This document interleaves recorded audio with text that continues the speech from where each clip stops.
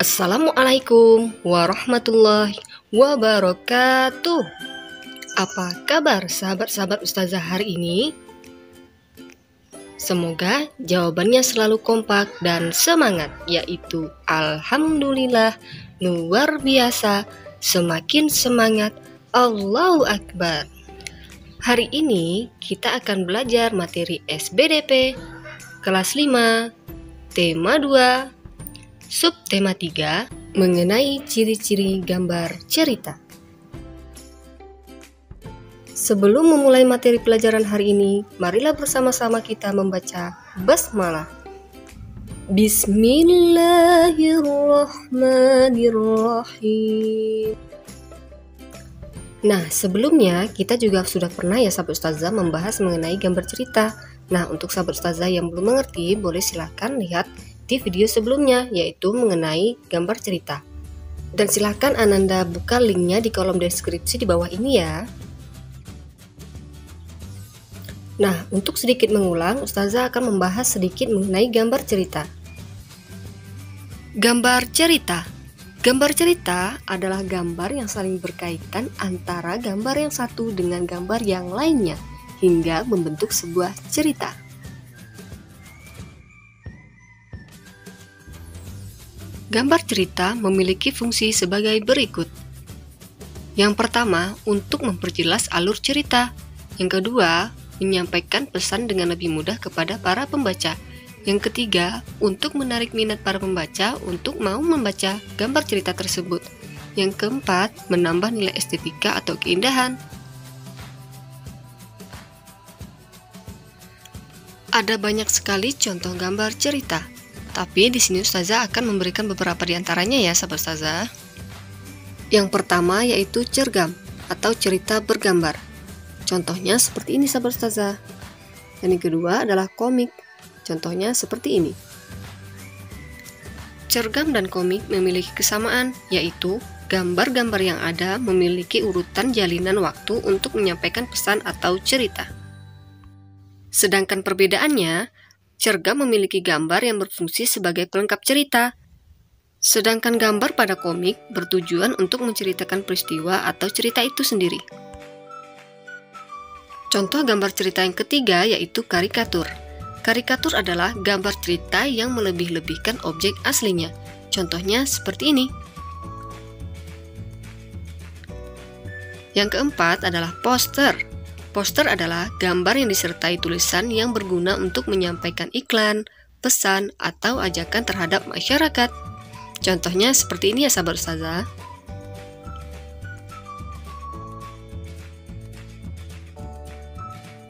Gambar cerita memiliki ciri-ciri sebagai berikut.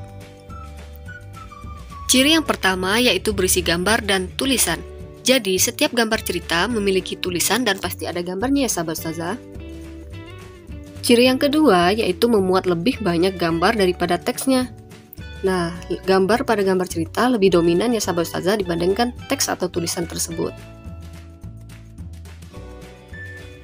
Ciri yang ketiga yaitu menggunakan bahasa percakapan. Maksudnya, pada gambar cerita, bahasa yang digunakan adalah bahasa percakapan sehari-hari ya sahabat Ustazah, agar mudah dipahami oleh pembaca. Ciri yang keempat yaitu bersifat proporsional. Gambar cerita harus bersifat profesional, agar pembacanya hanyut secara emosional atau perasaan ketika melihat dan membacanya. Ciri yang kelima yaitu bersifat kepahlawanan.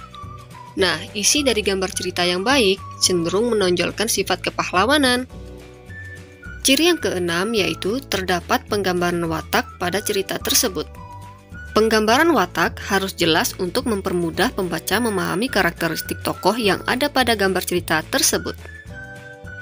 Ciri gambar cerita yang ketujuh yaitu terdapat humor. Gambar cerita harus terdapat humor ringan dengan bahasa yang mudah dipahami untuk mencairkan emosi si pembaca.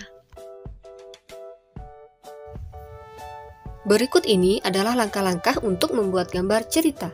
Yang pertama, menentukan tema dan menyiapkan alat serta bahan seperti pensil, pewarna, dan lainnya.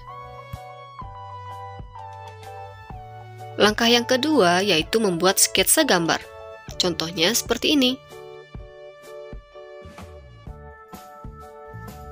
Langkah selanjutnya yaitu melengkapi gambar, misalnya mewarnai atau menghapus bagian-bagian yang tidak diperlukan.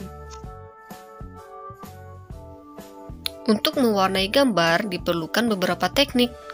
Teknik pewarnaan pada gambar ada dua. Yang pertama, teknik pewarnaan basah, dan yang kedua ada teknik pewarnaan kering. Teknik pewarnaan basah yaitu teknik pewarnaan yang membutuhkan bahan pengecer.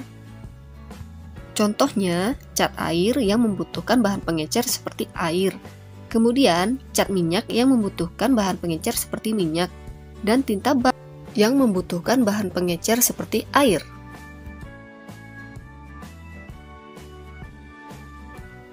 Sedangkan teknik pewarnaan kering adalah teknik pewarnaan yang tidak membutuhkan bahan pengecer, misalnya spidol, krayon, dan pensil warna. Perhatikan gambar berikut ini.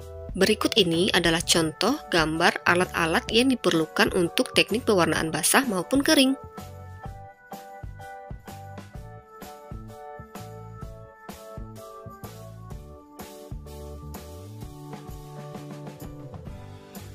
Demikianlah materi pembelajaran kita hari ini mengenai gambar cerita.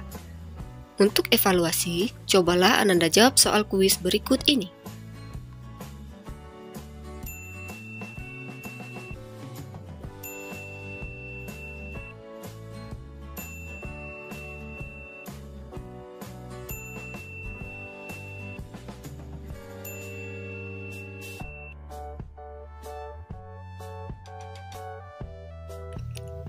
Untuk mengakhiri kegiatan belajar kita hari ini, marilah bersama-sama kita akhiri dengan membaca hamdalah. Alhamdulillahi Rabbil Alamin. Terima kasih atas perhatian Ananda semuanya. Sampai bertemu lagi di video pembelajaran SBDP selanjutnya. Billahi taufiq wal hidayah. Wassalamualaikum warahmatullahi wabarakatuh.